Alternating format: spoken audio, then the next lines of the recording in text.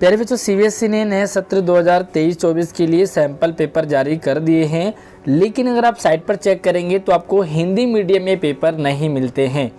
बच्चों की डिमांड थी कि हिंदी मीडियम में पेपर आपके लिए शेयर किए जाए, तो आज की वीडियो हम क्लास 10th सोशल साइंस का हिंदी मीडियम में पेपर लेकर आया हूँ।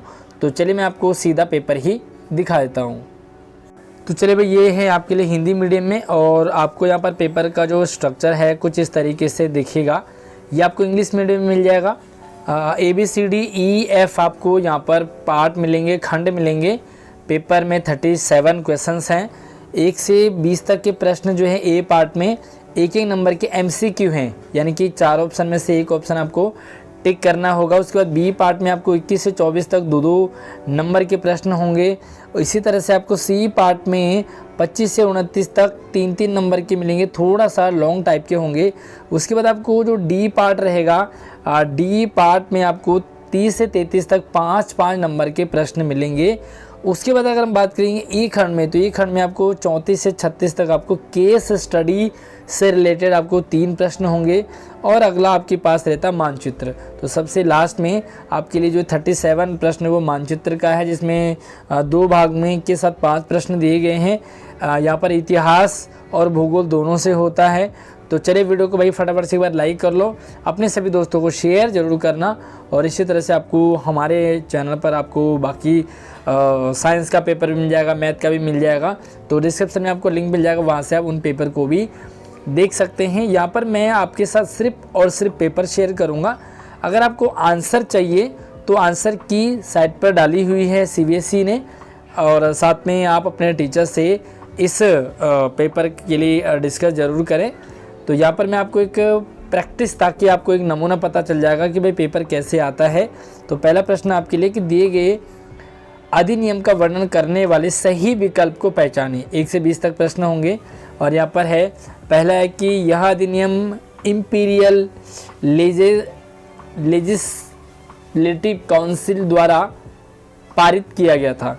दूसरा, इसने सरकार को राजनीतिक गतिविधियों को दबाने की शक्ति दे दी। तीसरा है, इसने सरकार को राजनीतिक कैदियों को बिना मुकदमा चलाए हिरासत में रखने का अधिकार दिया।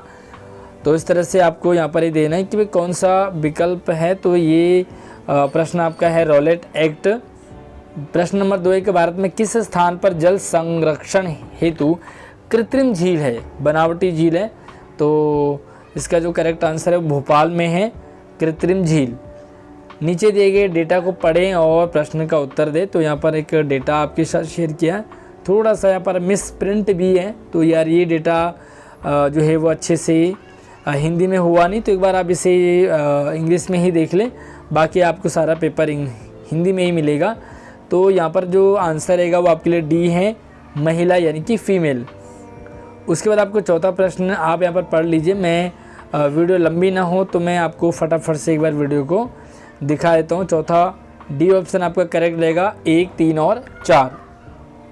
इसके बाद आपको 5वां प्रश्न है, जब यूरोप के कई देशों ने मिलकर यूरोपीय संघ बनाया था तो डैश को इसके मुख्यालय के रूप में चुना गया। तो मुख्यालय कहाँ था इसका? ब्रुसेल्स था। ठीक है, इसके बाद आगे बढ़ते हैं। और निम्नलिखित में से कौन सा कथन सटीक रूप से अंतर करता है बहुसंख्यकवाद और सत्ता की साझेदारी का? तो भैया ऑप्शन आप चारों पढ़ लें, बहुत लंबे लंबे ऑप्शन हैं, इसलिए मैं ज़्यादा आपको रीड नहीं करूँगा। फिर से कहूँगा, मैं आपको यहाँ पर इसे समझाऊँगा नहीं, मतलब शॉर्ट में आपको बता दूँगा।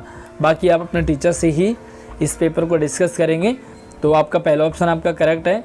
मैं आपको सिर्फ एक पैटर्न आपको पता चल जाएगा कि पेपर किस फॉर्मेट और किस तरह से आपको आएगा हिंदी मीडियम में। यहाँ पर आपको 2 कथन और कारण दिए हैं। कथन और कारण को आपको पढ़ना है। यहाँ पर देखो, ये कथन और कारण है, इन दोनों को पढ़ करके आप आंसर यहाँ पर देंगे। और 7वें का है पहला ऑप्शन आपका ए और आर दोनों सत्य हैं।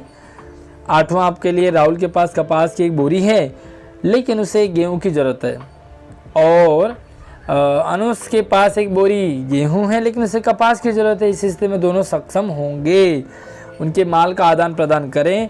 चाहतों के ऐसे संयोग के अभाव में वे अपनी माल का आदान प्रदान नहीं कर सकते। इनमें से कौन सा सबसे अच्छा विकल्प होगा?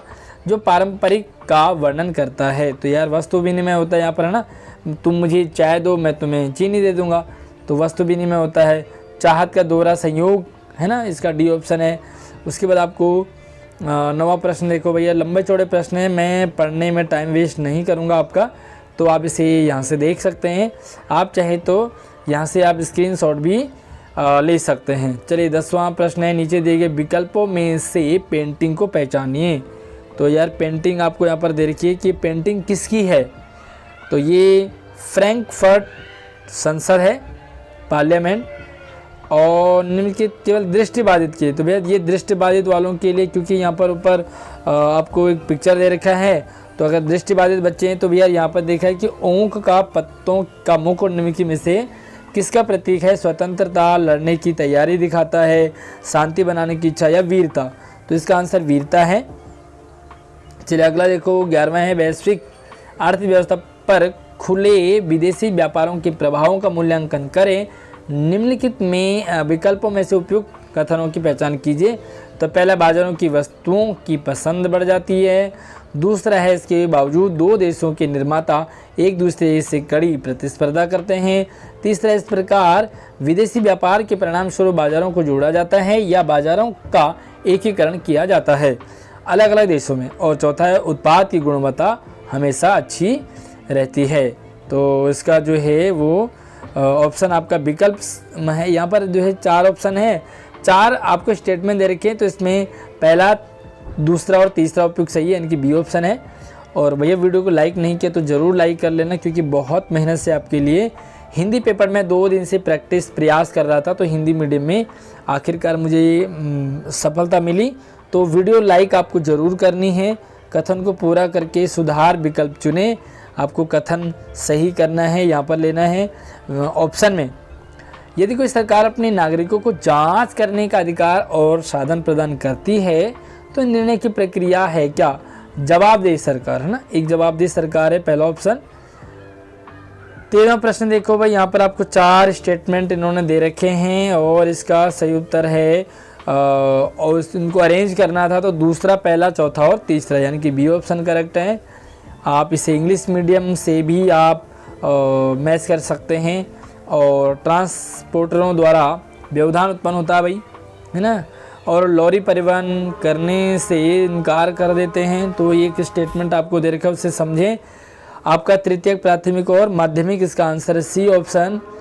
उसके बाद 15वां प्रश्न है, नीचे दिए गए कथनों पर विचार करें और सही का उत्तर चुनेंगे आप। तो भैया प्रश्न पढ़ें, आप सिर्फ प्रश्न पढ़ें। मैंने पूरा 15 प्रश्न स्क्रीन पर लगा दिए हैं और पहला ऑप्शन इसका करेक्ट है। उसके बाद 16वां प्रश्न पूरी तरह से आपकी स्क्रीन पर है और यहाँ पर थोड़ा सा ऑप्शन आपको कम दिख रहे होंगे। लीजिए जी, पूरा प्रश्न आपके स्क्रीन पे आ चुका है और आप इसे पढ़ें, समझें। पहला ऑप्शन आपका करेक्ट है, ए ऑप्शन। उसके बाद 17वां प्रश्न है, रिक्त स्थान को भरने के लिए सही विकल्प को आपको चुनना है। तो डैश का उद्भव सीधे तौर पे राजनीतिक दलों के उदय से होता है, तो इसका सी ऑप्शन है, प्रतिनिधि लोकतंत्र। 18वां प्रश्न है, निम्न विभिन्न देशों के बीच एकीकरण की प्रक्रिया को डैश कहा जाता है। तो ऑप्शन है आपके 4, आंसर है भूमंडलीकरण। 19वां प्रश्न आप देखिए भाई, निम्नलिखित में से कौन सा कथन आवश्यकता को ध्यान में रखते हुए सही है, सरकार के गठन को ध्यान में रखते हुए। तो यहाँ पर कथन आपको 3 दे रखे हैं, 4 कथन दे रखे हैं और आपका डी ऑप्शन करेक्ट है, केवल कथन 4th वाला सही है, यानी कि सरकार केवल निर्वाचित राजनीतिक दलों द्वारा ही बनाई जाती है और बहुमत रखें, ठीक है। तो इस तरह से आपका 20वां प्रश्न आपके स्क्रीन पर है और ये थोड़ा सा काफ़ी लंबा फैला हुआ है। पूरी तरह से 20वां MCQ टाइप टोटल आपके आंसर क्वेश्चन यहाँ पर ख़त्म हो जाते हैं। अब बी पार्ट आपको मानचित्र दे रखा है, मानचित्र का गहन अध्ययन करें और उन भाषाओं का उल्लेख करें जिनमें प्रमुखता बेल्जियम में मौजूद है। तो यहाँ पे भैया SST तो मेरी थोड़ी वीक थी, तो आप देखें इसे क्या करना है। उसके बाद 22वां सवाल देखें, स्पेनिश विजेता का सबसे शक्तिशाली हथियार नहीं था। बिल्कुल पारंपरिक सैन्य हथियार। उपरोक्त कथन को देखकर इसकी पुष्टि कीजिए, 2 कारण लिखेंगे आप। उसके बाद यहाँ पे ऑप्शन वाला है, या तो ऊपर वाला करें या नीचे वाला करें। 23वां प्रश्न 24वां प्रश्न आपको दोनों मैंने स्क्रीन पे एक साथ ही दिखा दिए हैं। तमिलनाडु, यह बताने के लिए कोई 2 कारण बताइए कि भारत एक संघीय देश है। कैसे आप प्रूव करेंगे, कोई आप लॉजिक देंगे कि भारत एक संघीय देश है। उसके बाद सी पार्ट आपके लिए आई थिंक ये 3-3 नंबर के प्रश्न होंगे, थोड़े से लंबे टाइप के होंगे, और आपका यहाँ पर पूरी तरह से पेपर आपके स्क्रीन पर है, ठीक है। तो इससे देखें आप 26वें का ऑप्शन में है आपको, या में आप दूसरा भी कर सकते हैं। भैया पवन एक ग्राम प्रधान अधिक रोजगार के अवसर पैदा करना चाहते थे। मनरेगा अधिनियम के तहत अपने गांव के लोगों की आय बढ़ाएं। सुझाव दें कोई 3 गतिविधियां ताकि श्री पवन अपने गांव में पहल कर सकें। 27वां प्रश्न है, कृषि औद्योगिक क्षेत्र को बढ़ावा देती है, कथन का औचित्य सिद्ध कीजिए। कोई 3 प्रासंगिक बिंदु बताइए कि जो कृषि है वो औद्योगिक क्षेत्र को बढ़ावा देती है। भारतीय संविधान विधायिका को वितरित करने के लिए 3 सूचियां प्रदान करता है। तो आपको 28वां प्रश्न देखें एक बार। संघ सूची में शामिल कोई 2 विषय बताइए कि सूची में विषय शिक्षा शामिल है और क्यों, है ना। तो शिक्षा शामिल किस में है और क्यों है वो बताएंगे। उसके बाद 29वां आपके लिए तालिका बना रखी है ए और बी। तो आपको ए और बी की तुलना करनी है। घरेलू उत्पाद में क्षेत्रों की हिस्सेदारी, रोजगार में क्षेत्रों की हिस्सेदारी, तो दोनों आपको यहाँ पर समझने हैं एक बार, और प्रश्न आपके लिए यहाँ से शुरू होते हैं। चलिए उसके बाद आपको यहाँ पर डी पार्ट आ जाता है, स्थानीय दीर्घ उत्तर यानी कि लॉन्ग टाइप के प्रश्न होंगे। आई थिंक ये 5-5 नंबर के आ गए आपके पास। स्थानीय पर्यावरण और पर खनन गतिविधियों के प्रभाव का विश्लेषण करें। खनन है ना, खुदाई जब हम करते हैं तो बहुत सारी चीज़ें निकलती है, जिससे खान जिसे हम कहते हैं। आसपास समुदायों का स्वास्थ्य क्या फ़र्क पड़ता है, इसके बाद है ना। बी या तो आप ऊपर वाला करें या नीचे वाला करें। प्राकृतिक संरक्षण के लिए गैर पारंपरिक संसाधन सबसे अच्छा विकल्प है। संसाधन उदाहरण सहित इस कथन की पुष्टि करेंगे। उसके बाद आपको 31वां बी ऑप्शन में दे रखा है। ऑप्शन में है कि भाई कांग्रेस में रूढ़िवादियों द्वारा लिए गए निर्णयों का विश्लेषण करना है। वर्ष 1815 में वियना। भारत जैसे लोकतांत्रिक देश में बहुदलीय प्रणाली की भूमिका का विश्लेषण करें। यानी कि भारत लोकतांत्रिक देश है, इस देश में बहुदलीय प्रणाली है, बहुत सारे पार्टी हैं, अलग अलग पार्टी हैं, बीजेपी है, कांग्रेस है, बहुत सारे दल है, मतलब हर क्षेत्रीय पार्टियां हैं, आम आदमी पार्टी भी है दिल्ली के अंदर। तो इस तरह से जो दल हैं उनका आपको विश्लेषण करना है। या तो आप ये वाला कर सकते हैं, राष्ट्रीय और क्षेत्रीय दलों के बीच में अंतर का मूल्यांकन करें। एक राष्ट्रीय दल है, नेशनल पार्टी है, एक क्षेत्रीय पार्टी है, लोकल पार्टी है। तो दोनों पार्टी में आपको अंतर बताना है कि नेशनल पार्टी फॉर एग्जांपल के लिए बीजेपी है, कांग्रेस है, नेशनल पार्टी है। कुछ क्षेत्रीय पार्टी होती है, छोटे छोटे आपने देखे होंगे, वो उनके 2-4 ही मतलब विधायक वगैरह अगर वो चुनाव लड़ते हैं। 33वां, एक किसान ने एक साहूकार से ऊंची दर पर उधार लिया है। चूँकि वह ब्याज का भुगतान नहीं कर सका, इसलिए उसे उधार देने के लिए मजबूर होना पड़ा। एक अन्य मकान मालिक को उधार दिए गए पैसे पर ब्याज की राशि का निपटान करना होगा। ऋणदाता बताएं कि इस स्थिति में उसे किन परिणामों का सामना करना पड़ सकता है। तो ये क्या क्या उसके साथ हो सकती है। उसने मतलब ब्याज लिया, मतलब पैसे लिए थे, फिर वो उधार नहीं दे पाया, मतलब इस तरह से उधार देने वापस उसे करना पड़ा। या तो बी ले सकते हैं, स्वयं सहायता समूह गरीबी को खत्म करते हैं और महिलाओं को सशक्त बनाते हैं। एक स्वयं सहायता समूह है जिसमें कि महिलाएं आपस में एक सहायता होती है, आपस में पैसे इकट्ठे करते हैं, बैंक से उनको बेनिफिट मिलता है, उसमें स्कीम होती है। तो महिलाओं को कैसे सशक्त बनाती है।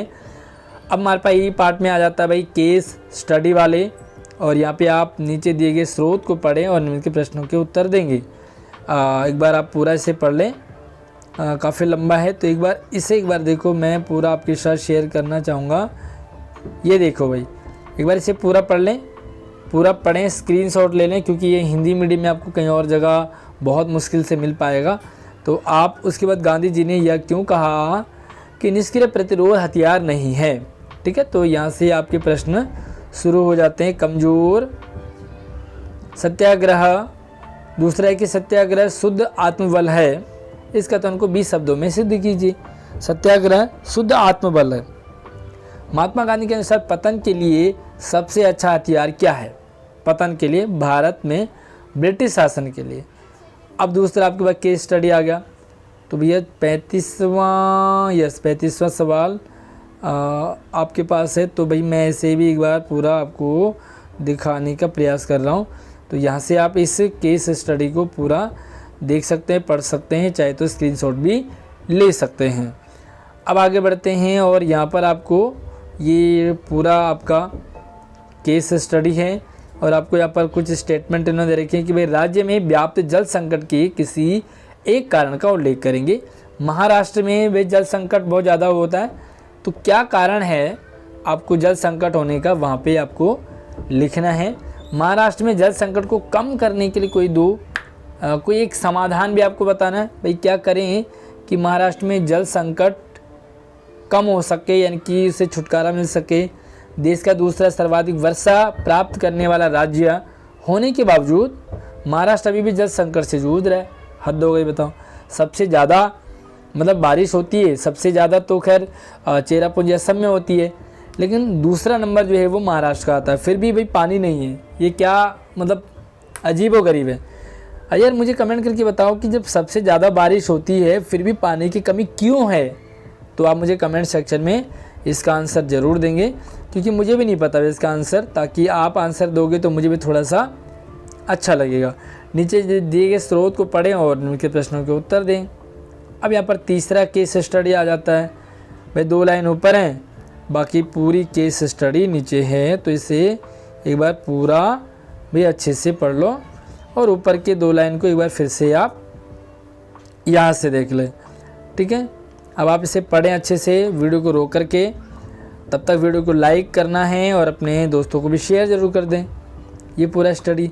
अब प्रति व्यक्ति आय का महत्व बताइए। भाई प्रति व्यक्ति आय, भाई प्रति व्यक्ति आय का महत्व क्या होता है? कितना आमदनी है, कितना खर्चा है, सारा कुछ उसका, एक व्यक्ति की आमदनी कितनी होती है, उसका खर्चा कितना होता है, वो कितना बचाता है, ये सारी चीज़ें उसका बताना होता है। यदि प्रति व्यक्ति आय के आधार पर देशों का वर्गीकरण क्या है और इन वर्गीकरणों के निर्धारित करने के लिए कौन सी इकाई जिम्मेदार है?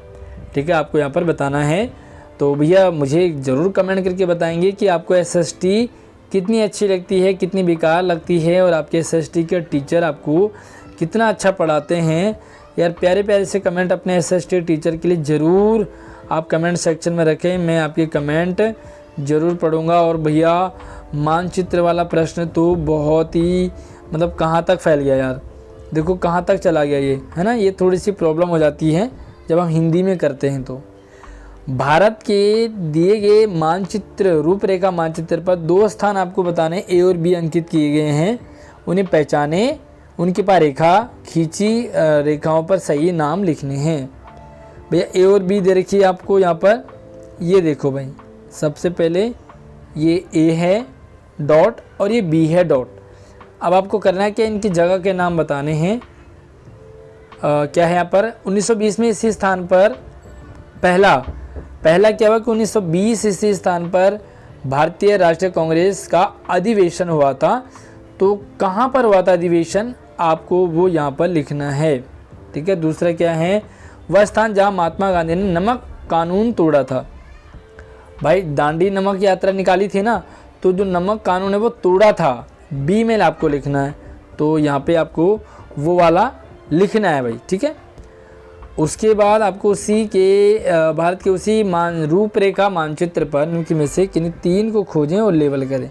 अब ऊपर जो मानचित्र है भाई, इसी में आपको यहाँ पर बताना है क्या, तमिलनाडु का एक कोयला खदान, दूसरा भारत की में चिनाब नदी पर बना एक बांध, तीसरा है आंध्र प्रदेश में स्थित सबसे बड़ा प्राकृतिक प्रमुख बंदरगाह, और चौथा नोएडा सॉफ्टवेयर टेक्नोलॉजी पार्क। ठीक है, तो ये 4 चीज़ें दे रखी हैं आपको, इनमें से 3 समझने हैं और ऊपर मैप में उन्हें फिल करना है।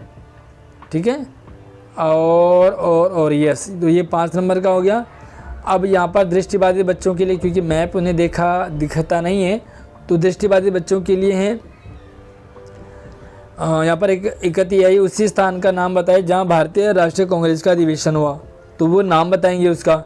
सितंबर 1920 स्थान का नाम बताए जहाँ, मतलब यहाँ पे सेम चीज़ों पर अभी मैंने बोली है वो उनको मैप में भरना होगा और यहाँ पर दृष्टिबाधित बच्चों को कॉपी में लिखना है।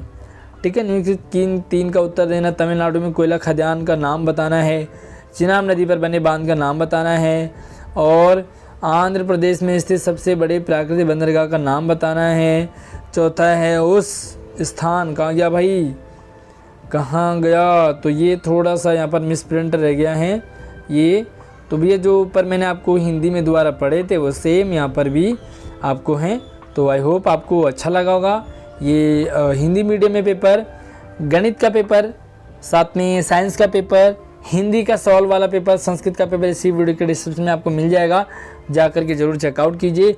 अगर आपको हिंदी समझनी है, हिंदी के ग्रामर टॉपिक समझने हैं, तो हमारे चैनल पर आप जाइए, प्लेलिस्ट पे जाइए और आपको सारी वीडियो वहाँ पर मिल जाएंगी। अगली वीडियो मिलती है भैया, चैनल को सब्सक्राइब जरूर कर लेना और इस वीडियो को अपने दोस्तों को भी क्लास ग्रुप में शेयर जरूर करें। धन्यवाद।